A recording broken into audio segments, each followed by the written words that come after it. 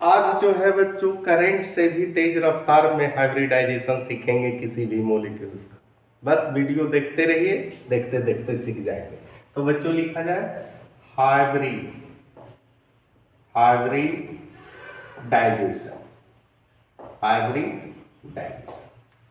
इसका एक फॉर्मूला होता है बच्चों, एक फॉर्मूला को जहन में समा लीजिए। पहले है valence electron of central atom. कहता है जो सेंट्रल एटम किसी मॉलिक्यूल्स में होगा, और सेंट्रल एटम कैसे पहचानेंगे? लिस्ट नंबर में होना चाहिए, या तो उसका एटॉमिक नंबर लार्ज होना चाहिए, नहीं तो फिर एटॉमिक साइज लार्ज होना चाहिए, नहीं तो लिस्ट इलेक्ट्रोनेगेटिविटी होना चाहिए। इसके बाद है नंबर ऑफ मोनोवैलेंट एटम। अब कहता है कि सेंट्रल एटम के बाद उस एटम को जोड़ेंगे जिसका वैलेंसी 1 होगा, और जितना मोनोवैलेंट रहेगा इसके बाद plus anion minus cation divided by 2। यही हो गया बच्चों हाइब्रिडाइजेशन का फॉर्मूला। अब हम लोग को निकालना है NH3 का निकालना है। बस फॉर्मूला में बैठाइए, valence electron of central atom. इसमें सेंट्रल एटम कौन है? नाइट्रोजन लिस्ट नंबर में है, और हाइड्रोजन कभी किसी मॉलिक्यूल्स का सेंट्रल एटम नहीं होता है। तो इसका वैलेंस इलेक्ट्रॉन है बच्चों नाइट्रोजन 7 नंबर 5 पर 5 होगा। नंबर ऑफ मोनोवैलेंट एटम जिसका वैलेंसी 1 है, यानी हाइड्रोजन का वैलेंसी 1 है और 3 है, प्लस एनायन 0 है, कैटायन 0 है, डिवाइडेड बाई 2, यानी 538 डिवाइडेड बाई 2 4 हाइब्रिडाइजेशन आया आपका sp3 है ना। अब कहता है कि ये जेड जो है वो दिखाता है सिग्मा बॉन्ड को और लोन पेयर इलेक्ट्रॉन है ना।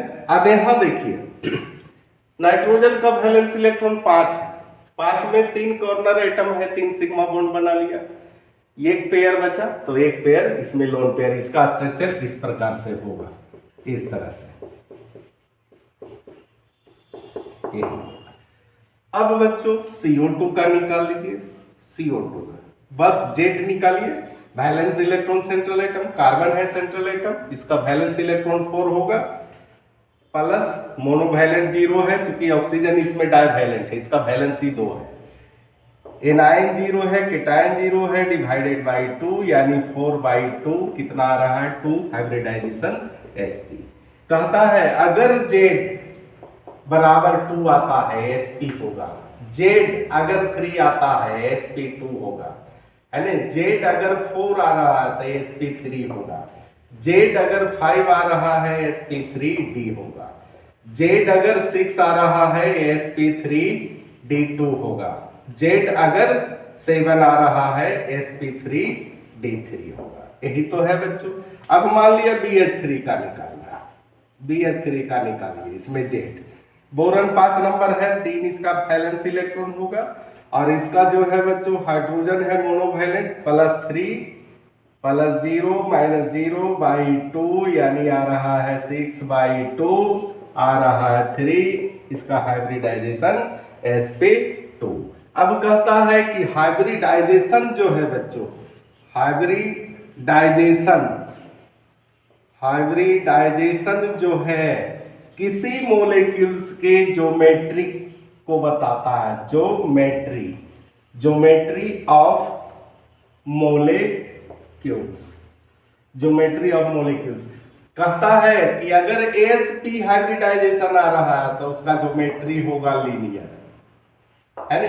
अगर sp2 आ रहा है तो उसका होगा ट्राइगोनल प्लैनर। sp3 आ रहा है तो ये हो जाएगा बच्चों टेट्राहेड्रल।